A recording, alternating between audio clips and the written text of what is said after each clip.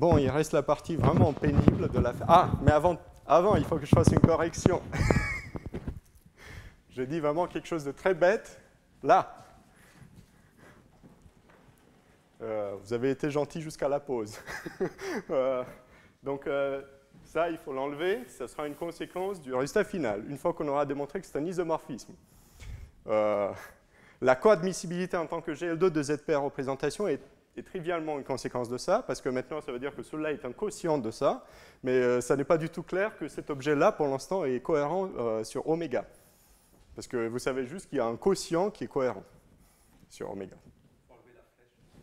Ah, tout, on enlève tout. Bon, il reste la partie pour le moins pénible de l'affaire, c'est l'injectivité.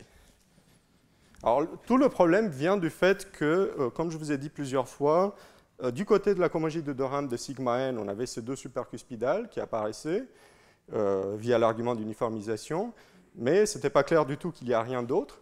Et le problème, c'est que vous avez exactement la même chose du côté des filaments modules. Hein. Pendant un petit moment, je me suis dit, on n'a pas ce problème du côté des filaments modules. Donc, tout se passe merveilleusement bien. Et en fait, il faut vraiment se fatiguer aussi du côté des filaments modules. Mais ce qui est bien du côté des filaments modules, c'est qu'on a un modèle de Kirillov. Donc, on a un moyen de plonger nos représentations dans quelque chose de raisonnable et de montrer de cette manière qu'il n'y a rien d'autre. Mais bon, ce sera assez indirect comme argument. Donc, injectivité.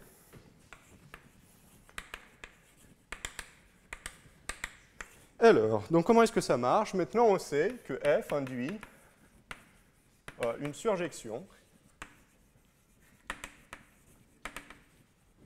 de pi de 2 dual modulo d de pi 0 dual vers oméga 1 de sigma n rho modulo d de O de sigma n rho qui n'est rien d'autre que H1 de Durham de sigma n rho. D'accord? Et je sais que c'est surjectif d'après ce que je viens de dire.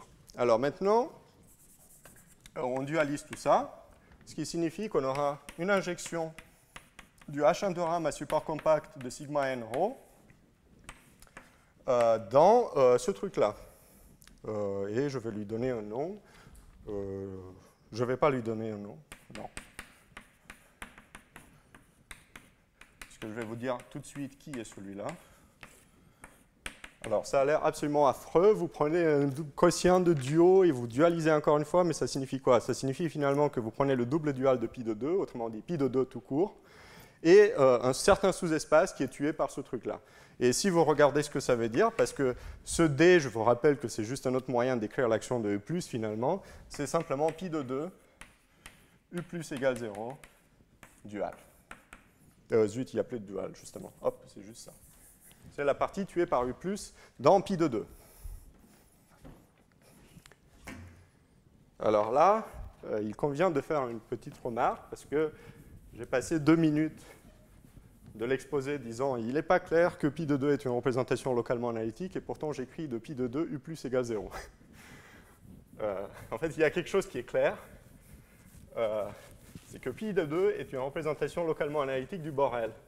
Parce que finalement, on a obtenu pi de 2 à partir de pi 0, juste en tordant par un cocycle qui disparaît, en fait, dès que vous oubliez la partie méchante de l'unipotent inférieur, c'est comme si vous aviez le Borel au début, tordu par un caractère. Donc en fait, pi de 2 est localement analytique comme représentation de B, ce qui fait que pi de 2 U plus égale 0 a un sens. Ça, c'est une chose. Et ensuite, il y a quelque chose de très rigolo. Vous démontrez que pi de 2, U plus égale 0, est en fait lisse comme représentation de G. Alors, remarquez qu'a priori, ce n'est pas complètement évident que ce truc-là est stable par G. D'accord? Mais ça l'est, parce que c'est quand même c'est le dual d'un truc où tous les objets sont stables par G. Et en fait, c'est exactement le même argument que pour la cohomologie de Durham. En fait, quand vous regardez, donc ça c'est la numérologie du cours numéro 3 qui vous le dit, que tout vecteur qui est tué par U+, est tué en fait par toute l'algèbre de Lie. Mais encore faudrait-il que je donne un sens à ça, parce que pour le coup, là, je fais apparaître l'action de U-, qui est l'unipotent inférieur, et ce n'était pas clair. En fait, il se trouve qu'effectivement, 1 QP, l'action de ça est analytique, est localement analytique sur pi de 2. C'est quelque chose, je dis, beaucoup moins que le fait que l'action de G est localement analytique. Là, vous avez une fonction de 4 variables, il faut vérifier que c'est localement analytique. Là, vous n'avez plus qu'une seule variable. Mais ça, c'est très facile, parce que, bon, finalement, qu'est-ce que c'est un x1? C'est W, un x1, W. Donc, ça, c'est un automorphisme linéaire, ça, c'est localement analytique, ça, c'est un automorphisme linéaire. Donc, ça ne pose aucun problème. Et c'est ça, et pour le coup, c'est lisse. Enfin, lisse à cause de ça. Et à cause de ça. Donc, finalement, ça ne pose pas de problème. OK. Donc, maintenant, qu'est-ce qui se passe? Alors, celui-là, on a vu que c'était lisse, je ne sais plus quand, je crois que c'était le cours numéro 2. Et on avait vu aussi, à cause de l'uniformisation, que celui-là se surjectait sur deux supercuspidales, deux copies de notre supercuspidale. Mais bien sûr, comme les supercuspidales sont projectives dans la bonne catégorie de représentation lisse à caractère central trivial, disons, la surjection va être scindée. Ce qui va faire que, finalement, on aura que le H1 de Ramsey de sigma n, rho, ça va être pi plus sigma, avec sigma, une représentation lisse de G. D'accord? Et ça s'injecte dans pi de 2 plus égale 0. Donc, il vous reste à comprendre cet objet-là. Alors, ce que vous aimeriez bien avoir, c'est que sigma est nul. Comme ça, ça vous donne la description de la conjugée de De Rham. Mais même si vous aviez ça, ça ne serait pas fini. Il faut absolument comprendre cet espace. Alors, le résultat clé est le suivant. Pour l'instant, je l'écris et je vais me fatiguer ensuite pour le démontrer. Je vais juste expliquer ensuite comment on s'en tire en le prenant pour de bon.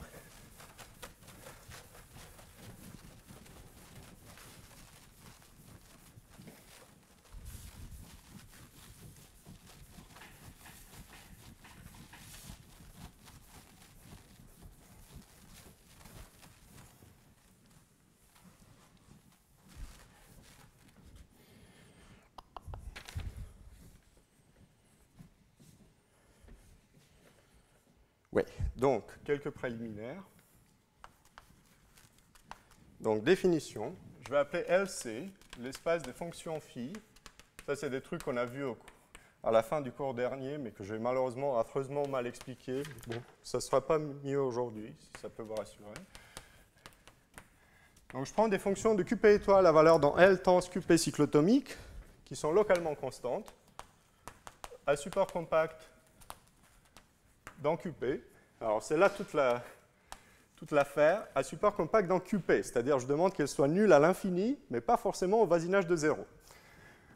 Donc, c'est exactement comme dans la théorie du modèle de Kirillov. Et tel que phi de AX soit sigma A de phi de X pour A dans ZP étoile, X dans QP étoile, où sigma A, c'est l'élément de gamma, qui agit sur les racines de l'unité par élévation à la puissance A. D'accord? Donc ça, c'est une espèce de modèle de Kirillov, si vous voulez, rationnel. Et vous avez une action du mirabolique, qui est ce groupe, P, QP étoile, QP01. Ça agit sur LC par AB01, phi de X, égale epsilon de Bx, phi de AX, où epsilon est le caractère de QP dans QP cyclotomique, qui vous envoie X sur zeta Pn, puissance P puissance Nx, pour tout n assez grand.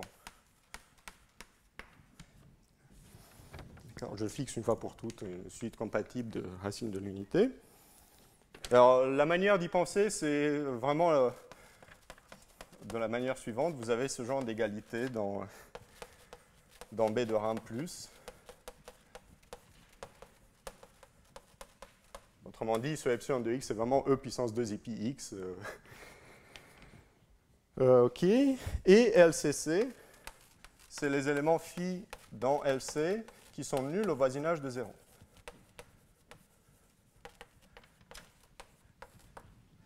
D'accord ? Alors, la théorie du modèle de Kirillov vous dit que toute supercuspidale admet une unique réalisation comme sous-espace de LCC, et qu'en fait, c'est vraiment tout. C'est vraiment isomorphe à LCC comme représentation de P. Toutes les supercuspidales de caractère central trivial ont la même restriction à P. Et voilà la chose qui demande pas mal de fatigue. Enfin, pas tant que ça, c'est en fait un autre truc qui va demander pas mal de fatigue. Donc, il existe un plongement P équivariant de pi de 2 U plus égale 0 dans LC tenseur D de RAM. Ici, D de RAM, c'est le D de RAM de V que j'ai fixé au début. Et si vous voulez être complètement canonique, vous fixez au tout début un phi GQP module à partir duquel vous fabriquez un D de RAM qui ne dépend plus des choix. Et ensuite, vous faites varier les filtrations à l'intérieur du D de RAM que vous avez construit. Mais bon, je vais passer ça. Alors, donc admettons ça.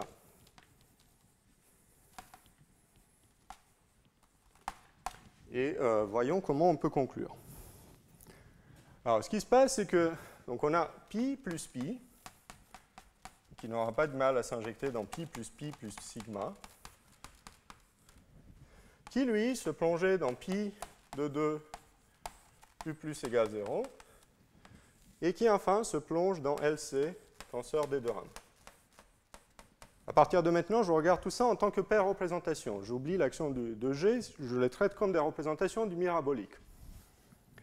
Alors, vous voyez bien, c'est ce genre de truc que vous n'avez pas dans la cohomologie de RAM. Il n'y a pas ce genre de plongement. C'est ça qui me permet d'exclure, de démontrer que sigma est nul à partir de ce genre de jeu. Alors, donc, qu'est-ce qui se passe? Si je regarde la composée, ben, je vous rappelle que le module de Jacquet d'une supercuspidale est nul par définition même. C'est-à-dire que tout élément de pi s'écrit comme une combinaison linéaire de 1 moins u fois vi, où u est dans l'unipotent supérieur. D'accord ? Mais quand vous faites ce jeu-là, ça veut dire qu'à l'arrivée, vous allez tomber dans les fonctions qui sont nulles au voisinage de 0. Donc l'image psi, l'image de psi est en fait contenue dans LCC, tenseur D de RAM, qui en tant que paire représentation, c'est simplement 2 copies de pi. Super, maintenant vous avez une injection de 2 copies de pi dans 2 copies de pi, qui est P équivariante. Pi est irréductible en tant que représentation de P, donc cette injection est un isomorphisme.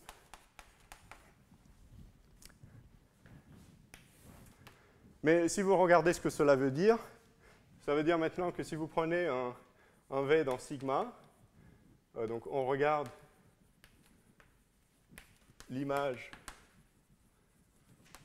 Je suis désolé si je fais des trucs vraiment bêtes, mais bon, ça m'a pris un certain temps pour les mettre dans ce sens-là. De 1 moins U fois V, où U est dans U, dans LC, enfin c'est plutôt 0, 0, ça, LCC tenseur D de RAM, qui est égal à psi de pi plus pi.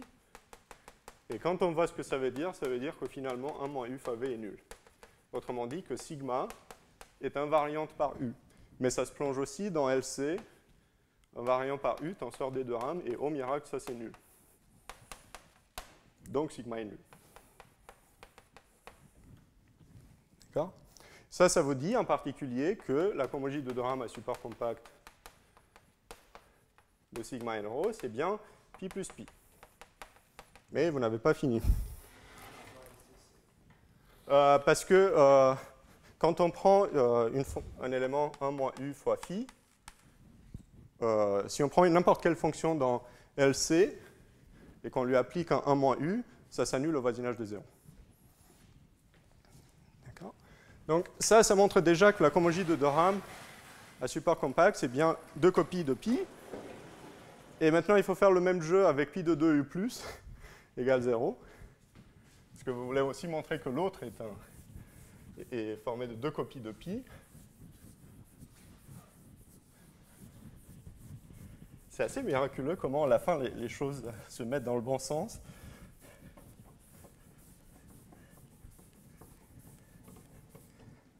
Donc, qu'est-ce qui se passe? On a maintenant H1 de rame C, sigma n rho, qui est pi plus pi, qui s'injecte dans notre, je ne sais plus comment il s'appelle, pi de 2 u plus égale 0. Vous voyez, j'arrête pas d'osciller entre des G-représentations, où j'utilise le fait que les supercuspidales sont projectives et injectives si on fixe le caractère central, et des paires-représentations. Donc là, j'utilise l'injectivité de pi en tant que G-représentation, ce qui me dit que pi de 2 u plus égale 0, c'est encore pi plus sigma prime, et le même jeu entraîne que sigma prime est nul.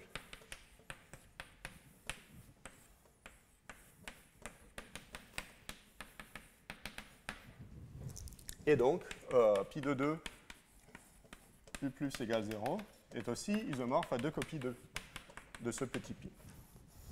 Alors, ça, c'est un point que j'avais ignoré pendant un petit moment. En fait, je ne l'ai pas ignoré pendant ma thèse, mais je ne sais pas comment ça se fait, car j'avais complètement oublié qu'il y avait un vrai problème avec cette affaire du modèle de Kirillov. Donc, j'avais vraiment l'impression qu'on peut directement construire un plongement dans la proposition là-haut, qu'on peut directement construire un plongement à valeur dans LCC, tenseur D de rame, mais en fait, non. Enfin, en tout cas, moi, je ne vois pas comment le faire directement. Toujours est-il qu'en admettant la proposition d'en haut, vous avez démontré pas mal de choses. Donc, vous avez calculé la conjugée de 2 rames, et ça vous dit aussi que l'injection de H1 de rame C sigma n rho dans pi de 2 u plus égale 0 est un isomorphisme, puisque les deux sont des copies de pi et que c'était déjà une injection, P équivariante. Et donc, ça vous dit que F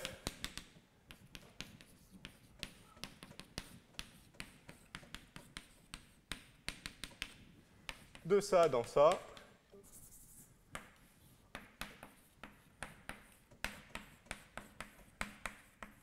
est un isomorphisme. Je vous rappelle que ce que j'essaie de démontrer, c'est que F est en fait un isomorphisme déjà sans réduire modulo les images de la dérivation. Mais ce que j'ai démontré pour l'instant, c'est qu'une fois que j'ai quotienté par ces images de pi 0 dual et O de sigma n rho, c'est un isomorphisme. Maintenant, ça devient facile.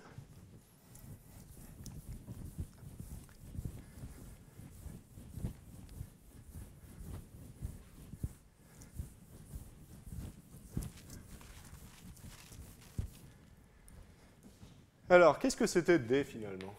D, c'était simplement l'action de U+, à peu de choses près, par définition même.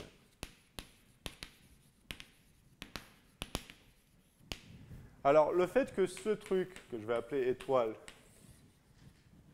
est un isomorphisme, ça entraîne que si L des Z est dans le noyau de F, disons de pi de 2, même de pi 0 dual, et du coup j'enlève le dz, dans O de sigma n rho, alors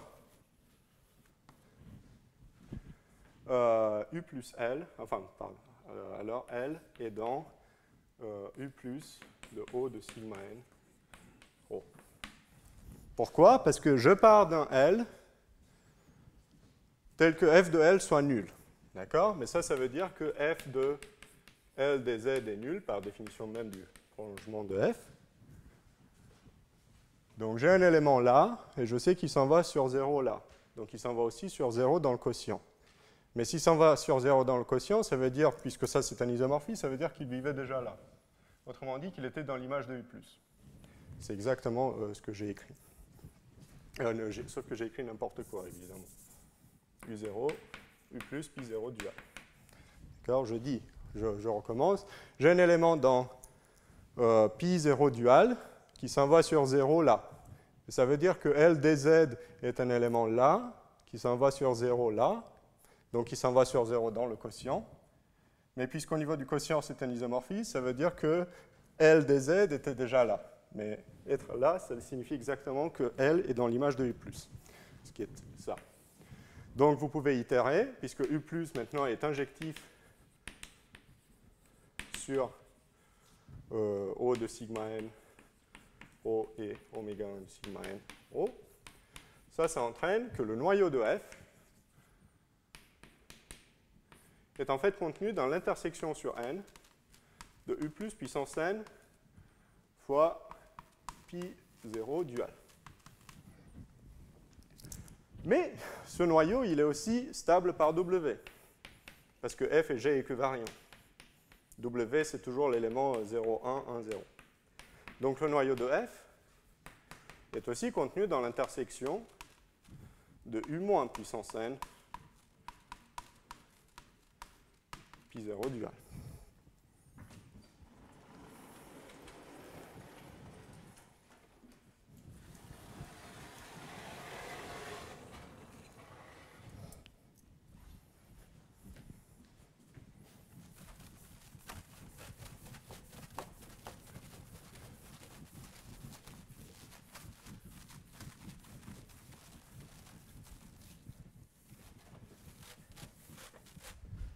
Donc, si je veux conclure pour la bijectivité de F, il suffit simplement que je montre que si j'intersecte toutes les puissances de U+, avec toutes les puissances de U-, ça me donne 0.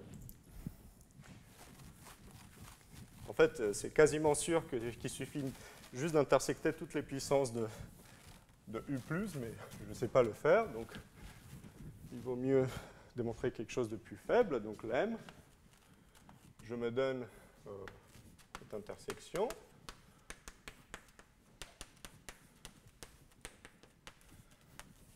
Avec celle-là.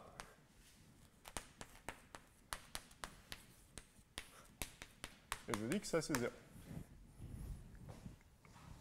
Ce qui entraîne que le noyau de F est nul, d'après ce que je viens de dire, et donc F est un isomorphisme. Et qu'enfin, pi0 dual est cohérent sur oméga. Alors, donc, démonstration. C'est là qu'il convient de se rappeler qui est ce pi0. Ben, c'est pi an modulo pi lis. Donc, pi0 dual vit naturellement dans pi an dual, qui lui-même vit, alors là, il faut faire sortir la machine, dans dri croix P1. Le faisceau G équivariant sur P1 de QP qui est attaché à notre représentation galoisienne. Donc ça c'est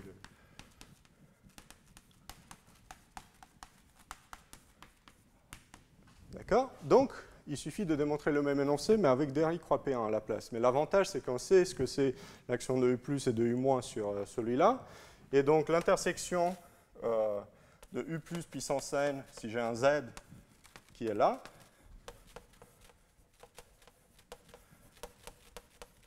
ben, ça me dit que la restriction à ZP de Z vit en fait dans l'intersection sur n de petit t puissance n fois drig.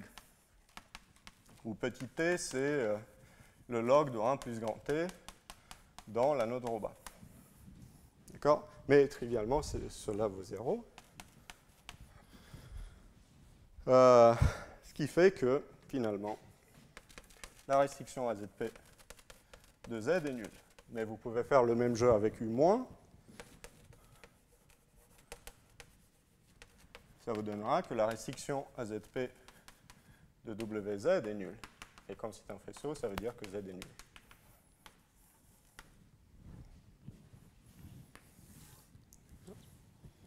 Donc au final, tout se ramène à construire ce plongement de pi de 2 tué par U+, dans deux copies de LC.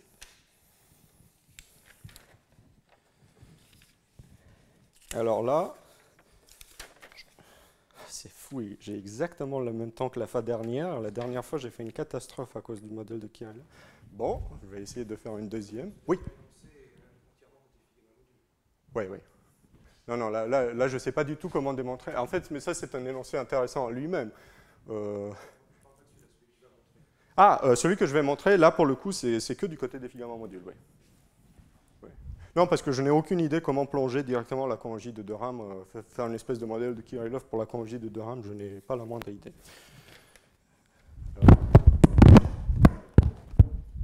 Pour améliorer les choses, je perds mes notes.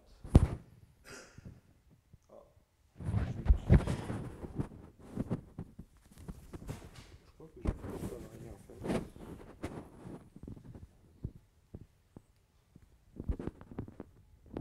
On va voir ce que ça va donner, mais... Bon, en même temps. Ouais, bon. Alors... Bon, je peux toujours prétendre que j'ai expliqué la théorie du modèle de Kirillov la fois dernière, n'est-ce pas?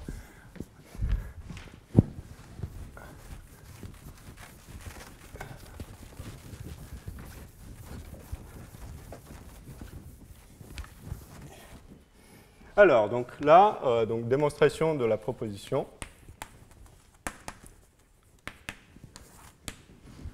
Donc, qu'est-ce que c'est ce pi de 2 U plus égale 0? Donc, dans la suite, on travaille avec des paires représentations parce que ça suffit.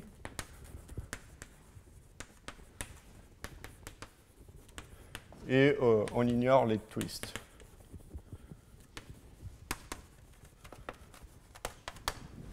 Donc ça, c'est par définition pi an modulo pi lis tué par U+, ce qui n'est rien d'autre que l'ensemble des vecteurs V dans pi an, tel que U plus V soit lisse, modulo les vecteurs lisses. Donc il faut comprendre les deux à la fois. Alors les vecteurs lisses, ce n'est pas très méchant, c'est notre supercuspidale. Et là, on utilise quelque chose qu'on a vu dans le cours numéro 3, qui est un des théorèmes clés, c'est que U plus V est lisse, si et seulement si il est tué par U plus et par A plus. Ça, c'était vrai pour n'importe quel vecteur localement analytique. Autrement dit, pour tout n assez grand, vous demandez que 1 Pn 1 moins 1 au carré V soit nul, et que 1 plus Pn 1 moins 1, 1 Pn 1 moins 1, V soit nul.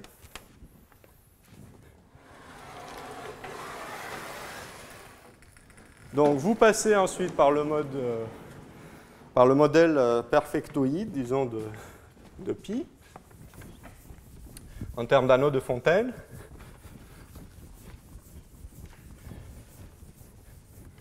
Et vous imitez ce que j'ai fait semblant d'expliquer la dernière fois sur le modèle de Kirillov juste de pi lisse. Là, il faut quelque chose d'un peu plus gros, mais bon, ça ne change rien. Il se trouve qu'au final, donc le modèle de Kirillov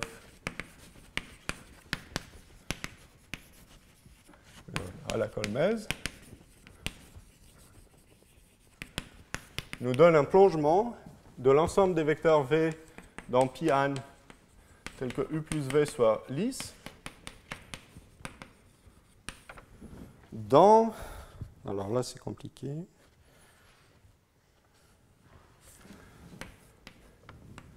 J'ai assez de place, ça va. LC de QP étoile, à valeur dans quelque chose d'un peu compliqué. C'est 1 sur T2, je vais expliquer. Fil 0 de n diff, modulo fil 0 de n diff. Vous prenez la partie tuée par nabla composée avec la multiplication par T, et vous prenez les invariants par gamma. Bon, c'est pas très sympa, mais qu'est-ce que c'est n diff en fait? C'est juste un autre nom pour la chose suivante. Ouais, tenseur L, double crochet T, tenseur des deux. En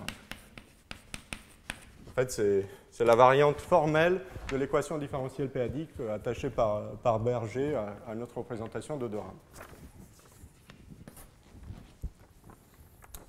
D'accord. Et bien sûr, il y a une action de gamma, parce que j'ai pris toute la tour cyclotomique dans l'affaire, donc ça a un sens de faire agir gamma sur cet objet-là. Et vous faites le calcul, et vous vous rendez compte que cette bête n'est pas si méchante que ça. Ça, c'est simplement T-1, enfin, si j'ose dire, c'est T-1 NDIF modulo fil 0 de NDIF. Il va de soi que je mets la filtration T-adique sur ça, et la filtration que je veux sur D de Durham, parce que j'en ai une à partir de ma représentation galoisienne, et je prends la filtration produit tensoriel.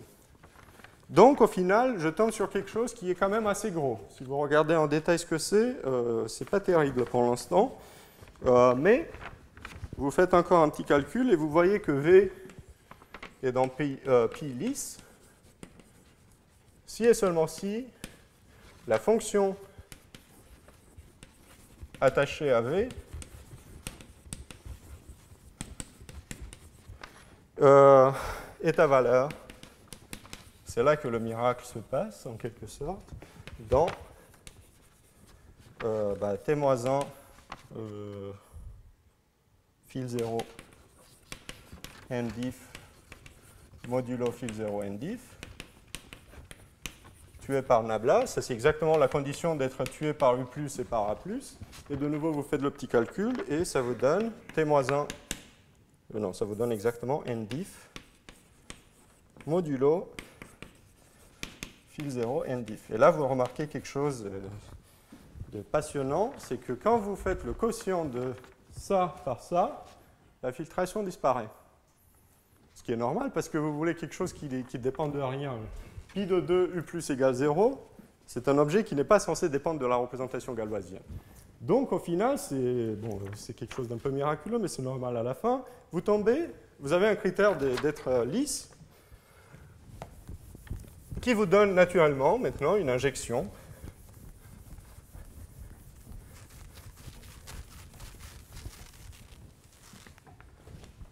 donc ça vous donne une injection, maintenant, des V tels que U plus V soit lisse, modulo les vrais vecteurs lisses,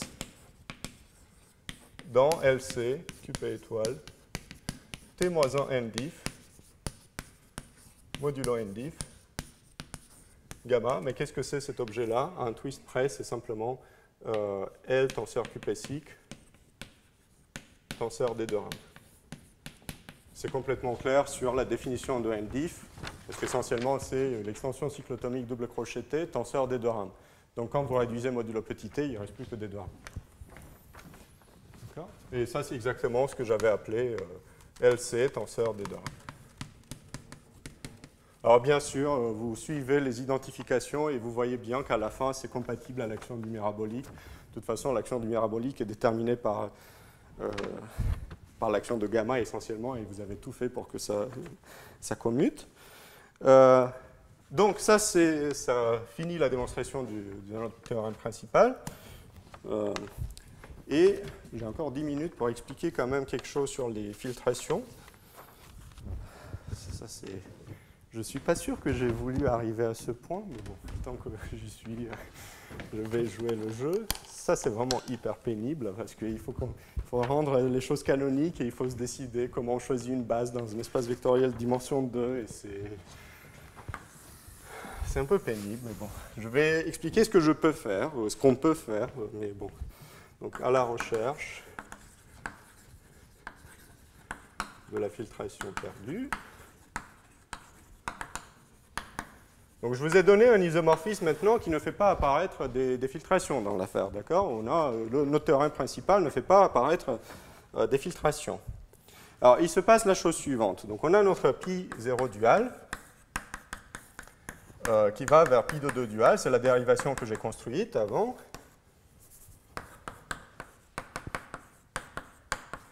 Mais vous remarquez la chose suivante. Si je prends une forme linéaire maintenant sur pi an, U plus L, ça va encore s'annuler sur tous les vecteurs lisses.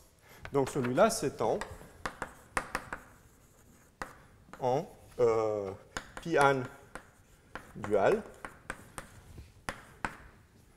vers pi de 2 dual. Exactement la même formule.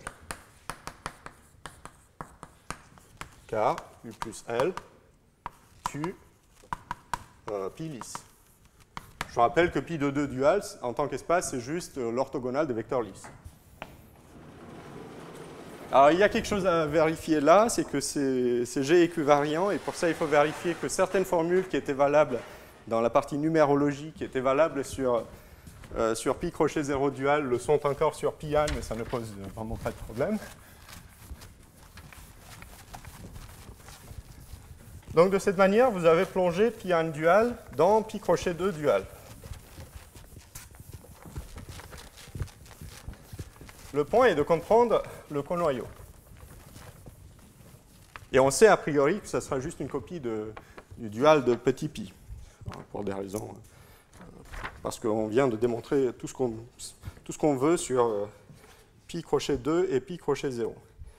Alors maintenant, ce qui se passe, c'est que vous regardez pi de 2 dual modulo d de pi an dual. Vous jouez encore le jeu des doubles duos et tout ça, et vous vous rendez compte qu'en tant que paire représentation et peut-être un twist près, tous mes twists vont se compenser à la fin, donc je les zappe, c'est les vecteurs analytiques qui sont tués par U+, mais tel que A+ soit égal à -1. Ça, c'était la partie méchante des vecteurs tués par U+, la fois dernière. Il y a un morceau qui sont vraiment les vecteurs lisses, et il y a cet autre morceau qui résiste a priori à... Donc ça c'est juste pi an tué par U+ égale 0 modulo pi lisse. Et donc, vous avez quelque chose comme ça. Donc, pi an U+ égale 0, A+ égale -1. Je mets le bon twist là. X, c'est le caractère qui envoie AB01 sur A. C'est le déterminant. Pi de 2, U+ égale 0, vers pi lisse, 0. Et ça, c'est simplement la flèche qui a, je ne sais pas, qui a V des Z à ceci, U+, V chapeau, où V chapeau est un relèvement dans pi an de V. D'accord ? Et ça, c'est simplement, vous prenez un vecteur qui est comme ça et vous le regardez modulo les vecteurs lisses. Donc, ça a un sens de prendre ce truc-là. Et c'est immédiat de vérifier que c'est en fait une suite exacte. Et là, il se trouve que vous avez votre pi trans L. Donc, ça, c'est fil 0 de D de RAM. Je choisis une représentation de 2 RAM. Et il se trouve que le modèle de Kirillov vous donne un diagramme commutatif comme ça. Qu'est-ce que c'est ici? Pi tenseur D de RAM. Et là, vous avez pi tenseur D de RAM modulo L. 0.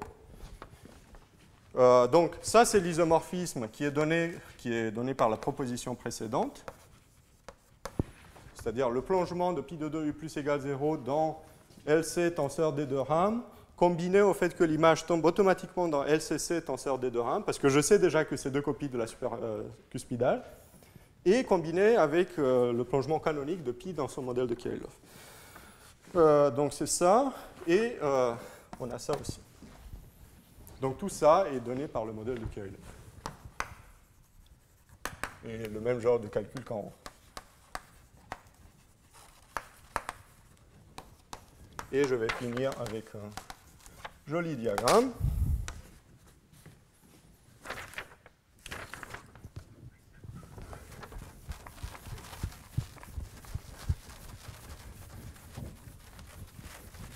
Alors, vous voyez ce qui est pénible dans cette affaire, c'est que vous avez cette flèche de pi de 2 U+ égale 0 vers pi tenseur D de RAM, qui est donnée par le modèle de Kirillov.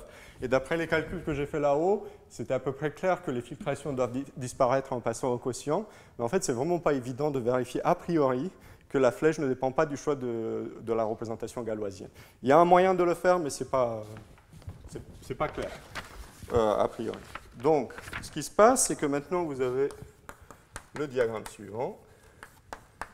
Pi1 dual, pi de 2 dual. Ça, c'est très pénible. Qu'est-ce que c'est, ça? Oui, c'est pi dual. Tenseur, le dual de D de RAM, malheureusement.